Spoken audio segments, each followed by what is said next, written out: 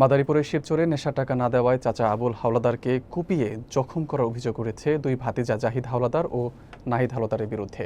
মঙ্গলবার সকালে শিবচর পৌরসভার ৯ নম্বর ওয়ার্ডের নলগোড়া এলাকায় এই ঘটনা ঘটে। বিস্তারিত থাকছে এস.এম. আজহার হোসেনের প্রতিবেদনে। আহত আবুল হাওলাদার শিবচর পৌর এলাকার আফসার হাওলাদারের ছেলে। তাকে প্রথমে শিবচর উপজেলা স্বাস্থ্য কমপ্লেক্সে ভর্তি করা হয়, পরে অবস্থার অবনতি হলে ঢাকা মেডিকেল কলেজ হাসপাতালে পাঠানো হয়। পারিবারিক সূত্রে জানা যায়, সোমবার সন্ধ্যায় চাচার কাছে নেশার জন্য টাকা চান জাহিদ হাওলাদার। টাকা না পেয়ে কথা কাটাকাটি হয়।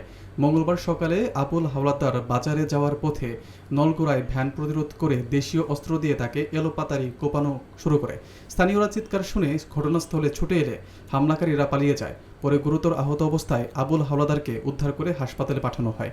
খবর পেয়ে সেনাবাহিনী ও পুলিশ ঘটনাস্থল পরিদর্শন করেছে। আইনশৃঙ্খলা বাহিনী জানিয়েছে, হামলাকারীদের বিরুদ্ধে প্রয়োজনীয় ব্যবস্থা গ্রহণ করা হবে।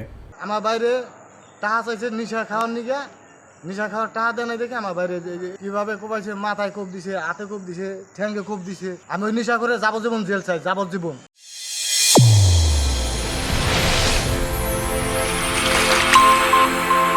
চ্যানেল A1 হৃদয়ের স্পন্দন।